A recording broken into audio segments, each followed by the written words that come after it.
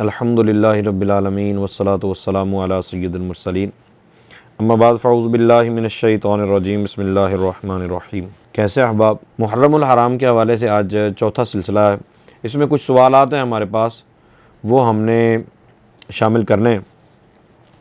کچھ چیزیں ایسی ہوتی ہیں جیسے اماں اور ابا کی لڑائی ہو جاتی ہے نا، تو اماں اور ابا کی لڑائی میں ہم کبھی بھی ان کے ادب و احترام کی وجہ سے درمیان میں پڑھ کے ایک کو سچا یا جھوٹا نہیں کہتے۔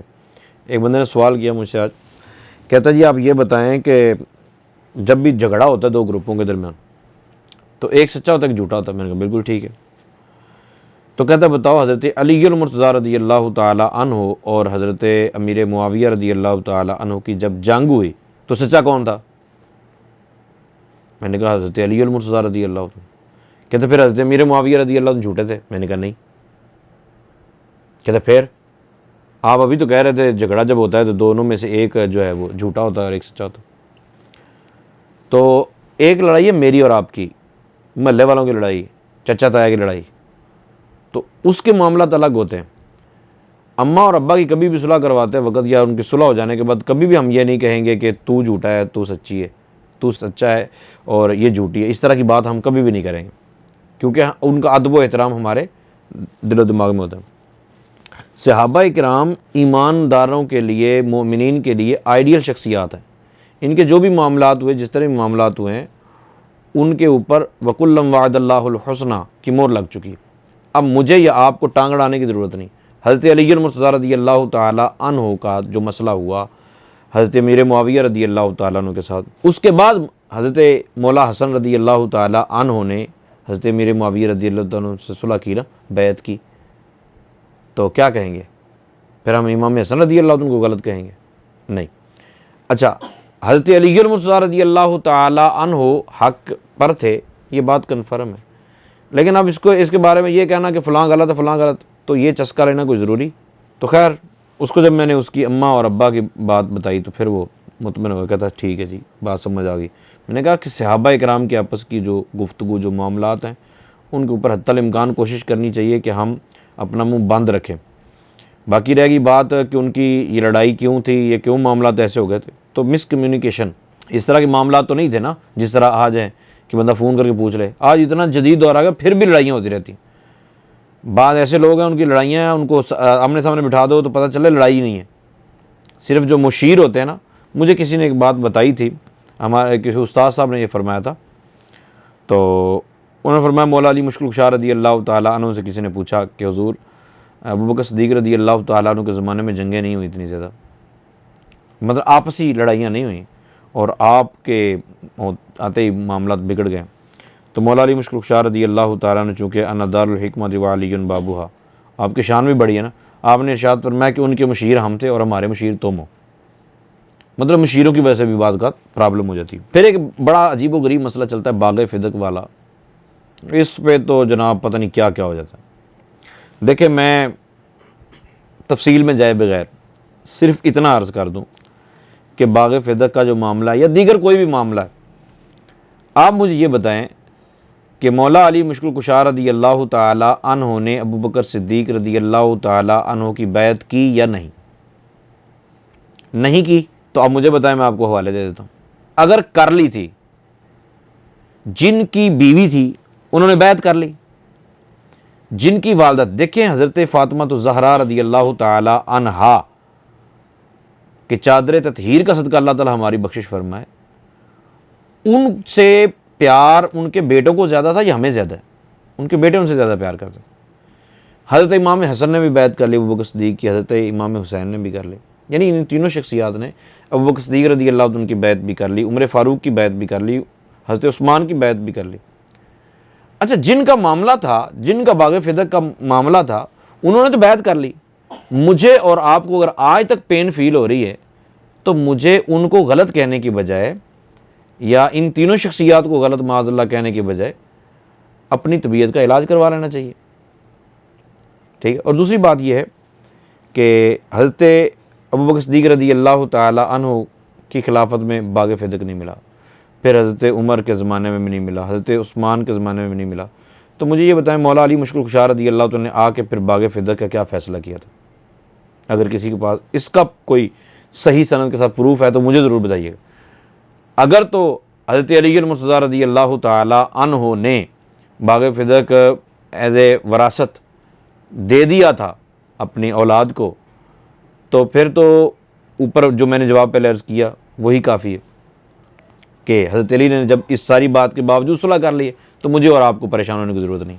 اور اگر حضرت علی المرتضیٰ رضی اللہ تعالیٰ عنہ نے باغ فدق کو کوئی فیصلہ نہیں کیا، یا اسی طرح روٹین چلتی جس طرح ابوبکر صدیق، عمر فاروق، عثمان غنی کے دور میں تھی، تو پھر ان تینوں پر اعتراض ہے، پھر مولا علی پر کیوں نہیں؟ تو اعتراض کرنے والی عادت چھوڑ دیجئے، با ادب با نصیب، با ادب رہیے، انشاءاللہ اجر ملے گا۔ پھر ایک سوال تھا کہ حضرت علی المرتضیٰ رضی اللہ تعالی عنہ کی طرف ایک کرامت منسوب کی جاتی ہے تو وہ بڑی عجیب و غریب ہے۔ تو اصل میں پتہ ہے مسئلہ کیا ہے؟ اصل مسئلہ ہمارا یہ ہے کہ ہمارے ہاں مزاج تو رسول پاک صلی اللہ علیہ وسلم کے بارے میں بدل چکا ہے نا۔ لوگ تو ایسی ذہنیت اختیار کر چکے ہیں کہ نبی پاک صلی اللہ علیہ وسلم کا جو معجزہ ہوتا ہے وہ ماننے سے بھی کبھی ادھر کبھی ادھر، کبھی جان نکل رہی ہے، کبھی کچھ ہو رہا ہے، کبھی ہارٹ اٹیک آ رہا ہے، نہیں یہ صحیح نہیں ہے، یہ بخاری میں نہیں ہے، یہ فلاں میں نہیں ہے، یہ فلاں میں نہیں ہے، اس طرح کی حرکتیں کرتے ہیں۔ تو مولا علی مشکل کشا رضی اللہ تعالیٰ کے بارے میں کیسے مانیں؟ ہاں، جو مولا علی مشکل کشا رضی اللہ تعالیٰ کو ماننا چاہتا ہے وہ پہلے رسول پاک صلی اللہ علیہ وسلم کو مانے، سرکار کو مانے گا تو پھر مولا علی کو بھی مان جائے گا۔ میں ایک لطیفہ سنایا کرتا ہوں کہ دادا جی گئے منانے کے لیے، سارے گاؤں والوں نے مل کے کہا دادا جی کو کہ فلاں صاحب جو ہیں وہ ناراض ہیں، شادی میں نہیں آ رہے، تو آپ نہ ان کو منا کے لائیں۔ اب دادا جی گئے، دادا جی نے بڑے مان سے، کیونکہ ان کو یقین تھا میرے کہنے پہ تو آ ہی جائے گا، دادا جی نے بڑے مان سے فرمایا بیٹا میں تو تیرا بڑا ہوں نا۔ انہوں نے کہا نہیں جی۔ جب اس نے کہا نہیں جی تو اب دادا جی کیا کر سکتے تھے؟ دادا جی چپ کر کے واپس آ گئے۔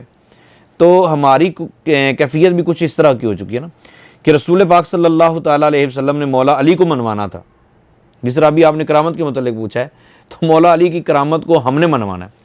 تو نبی پاک صلی اللہ علیہ وسلم نے مولا علی کو منوانا تھا، سرکار نے فرمایا بھائی من کنت مولا فعلی مولا، جس کا میں مولا اس کا علی مولا۔ مولوی نے سوچا یار پھنس گئے ہیں، نبی پاک صلی اللہ علیہ وسلم کو اگر مولا مددگار مان لیا تو پھر علی کو بھی مددگار ماننا پڑے گا۔ تو ان کا ذہن تھا کہ علی کو مددگار نہیں ماننا۔ کرتے کرتے بہرحال پھر ایسا ہوا کہ ان کے کان میں شیطان نے پھونک ماری کہ تم اس طرح کرو، تم نبی کو ہی مددگار ماننا چھوڑ دو۔ اب رسول پاک صلی اللہ علیہ وسلم نے فرمایا جس کا میں مددگار اس کا علی مددگار، من کنت مولا فعلی مولا، جس کا میں مددگار اس کا علی مددگار، جو مجھے مولا مانتا ہے، جو مجھے مددگار مانتا ہے، وہ علی کو مددگار مانتا۔ انہوں نے کہا جی ہم نبی کو بھی مددگار نہیں مانتے، لہذا نہ نبی کو ماننے نہ علی کو ماننا پڑے۔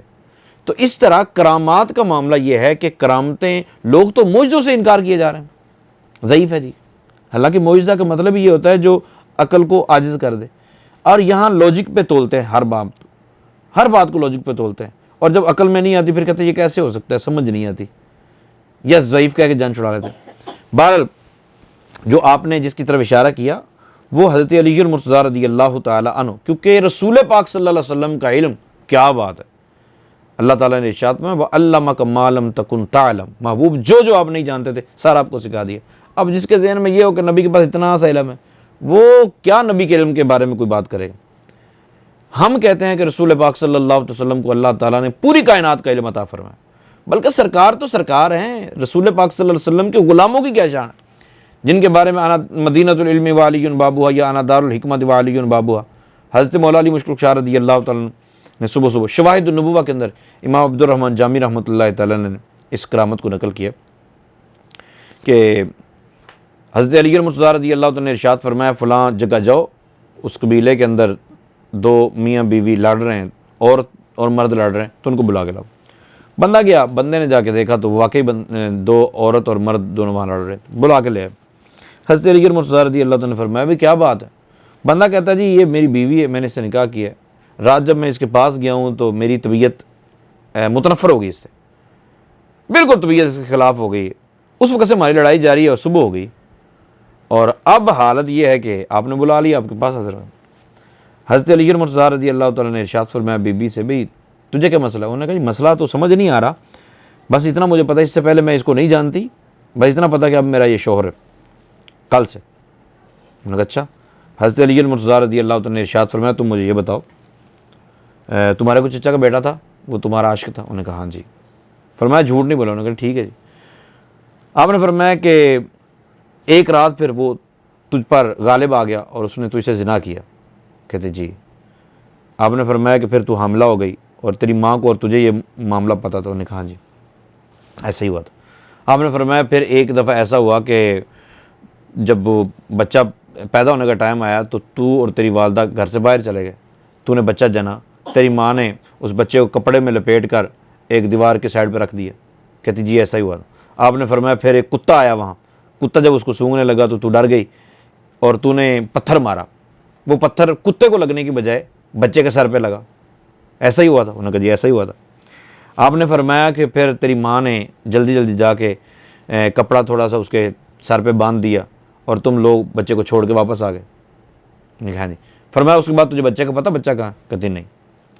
آپ نے فرمایا کہ وہ تو جرم جو تھا سو ہوا، لیکن اس جرم کے بعد تیری نیکی، یعنی تو نیکی کی طرف آ گئی اور تو نے توبہ کر لی، تیرے معاملات ٹھیک ہو گئے، تو اللہ تعالیٰ نے تیری پردہ داری اور تیری شرم و حیا کا اتنا اہتمام فرمایا ہے کہ یہ لڑکا اصل میں وہی ہے۔ اس لڑکے کو فلاں قبیلے والے اٹھا کے لے گئے تھے، انہوں نے اس کا خیال رکھا اور وہ جوان ہو گیا، آج وہ شوہر بن کے تیرے سامنے کھڑا ہے، نکاح اگرچہ لوگوں کے سامنے ہو گیا لیکن یہ تیرا بیٹا ہے۔ لڑکے سے فرمایا ہاں بھائی۔ وہ سر کو اس نے کھولا، جو پگڑی باندھی ہوئی تھی، دیکھا تو پتھر کا نشان موجود تھا۔ حضرت علی مرتضیٰ رضی اللہ تعالیٰ نے ارشاد فرمایا کہ اس بچے کی کیونکہ پرورش اچھی ہوئی ہے تو اس کی وجہ سے اللہ تعالیٰ نے تجھے دوبارہ اس نوست سے بچا لی ہے، ورنہ تمہیں تو پتہ ہی نہیں چلنا تھا۔ تو یہ کرامت ہے حضرت علی مرتضیٰ رضی اللہ عنہ، اور اس کرامت سے مولا علی مشکل کشا رضی اللہ تعالیٰ عنہ کا علم غیب جو نبی پاک صلی اللہ علیہ وسلم کے وسیلے سے، کیونکہ مسلم شریف کے اندر وہ روایت موجود ہے نا کہ عیسیٰ علیہ السلام چونکہ مردوں کو زندہ کرتے تھے، عیسیٰ علیہ السلام مادرزاد اندھوں کو شفا دیتے تھے، عیسیٰ علیہ السلام کوڑوں کو شفا دیتے تھے، تو ان کے وسیلے سے اللہ تعالیٰ نے ان کی جو امت تھی ان میں سے ایک بچے کو وکان الغلام یبری الاکمہ والابرص، وہی فیض ان کو عطا فرمایا۔ ٹھیک ہے، اسی طرح نبی پاک صلی اللہ علیہ وسلم چونکہ اللہ تعالیٰ کی عطا سے علم غیب جانتے ہیں، تو سرکار دو عالم صلی اللہ علیہ وسلم کے وسیلے سے پھر مولا علی مشکل کشا رضی اللہ عنہ کو یہ کرامت عطا ہوئی۔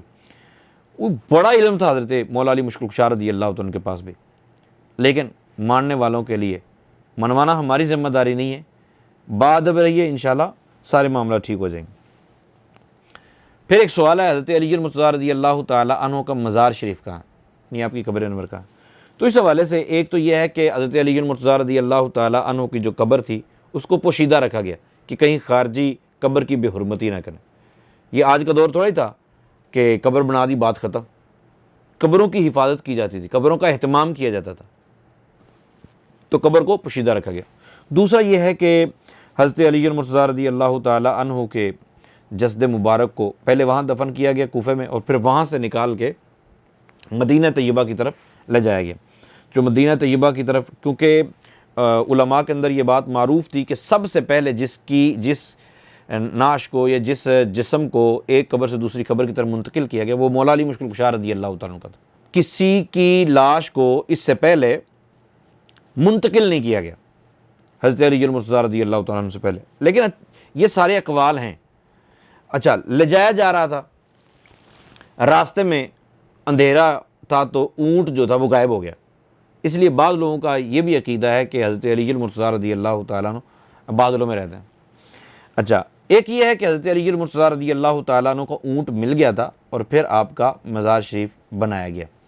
تو بہرحال منسوب تو ہے مولا علی مشکل کشا رضی اللہ تعالیٰ عنہ کی ذات گرامی کی طرف مزار، تو اس پر بعد بھی حاضر ہونا چاہیے۔ اللہ تعالیٰ سب کو توفیق عطا فرمائے۔ ایک روایت کے متعلق آپ نے پوچھا تھا کہ روایت یہ ہے کہ اگر کوئی بندہ مقام ابراہیم اور خانہ کعبہ کے درمیان کھڑا ہو جائے اور عبادت کرتا رہے تو وہ اہل بیت سے بغض رکھتا ہو، تو اس طرح کی کوئی روایت آپ نے سنی تھی؟ تو جی بالکل، طبرانی اور امام حاکم نے اس روایت کو نقل کیا ہے۔ لو ان رجلا صعید بین الرکن والمقام فصلی، وہ نماز بھی پڑھتا رہے وہاں کھڑے ہو کے، وصام، اور روزے بھی رکھے، ثم مات، اور پھر وہ مر جائے، وہو مبغض لأہل بیت محمد صلی اللہ علیہ وسلم، اور اہل بیت سے بغض رکھتا ہو، داخل النار، وہ بندہ جہنم میں جائے گا۔ اللہ تعالیٰ ہمیں اہل بیت سے سچا پیار نصیب فرمائے، اہل بیت سے محبت کیجیے، بلکہ صرف اہل بیت سے نہیں، اہل بیت کا بھی ہمارا بڑا ایک پرابلم ہے کہ اہل بیت سے کون مراد ہے؟ بھائی نبی پاک صلی اللہ علیہ وسلم نے اپنے گھر میں حضرت فاطمہ کو ان کے گھر سے بلوایا، اپنے گھر میں بلوایا کہ حضرت فاطمہ آ گئی، مولا علی آ گئے، حضرت حسنین کریمین آ گئے، اور رسول پاک صلی اللہ علیہ وسلم نے کہا اللہم ہؤلاء اہل بیتی، مولا کریم یہ میرے اہل بیت، بھائی جن کو ان کے گھر سے بلایا ان کو اپنے اہل بیت میں شامل فرمائے، تو جو پہلے ہی گھر والے تھے ان کو گھر سے نکال دیا ہے۔ اللہ تعالیٰ کے لیے سلیم عطا فرمائے۔ اہل بیت سے مراد نبی پاک صلی اللہ علیہ وسلم کی ازواج بھی ہیں، نبی پاک صلی اللہ علیہ وسلم کے خاندان کے سارے لوگ ہیں۔ میرے شیخ طریقت امیر اہل سنت دامت برکاتہم العالیہ نے بڑا ایک زبردست کلام لکھا ہے، اس کے چند الفاظ یہ ہیں: ہم کو اللہ اور نبی سے پیار ہے، انشاءاللہ اپنا بیڑا پار ہے، امہات المؤمنین چار یار، ہر صحابی سے ہمیں تو پیار ہے، غوث و خواجہ داتا و احمد رضا، غوث و خواجہ داتا و احمد رضا سے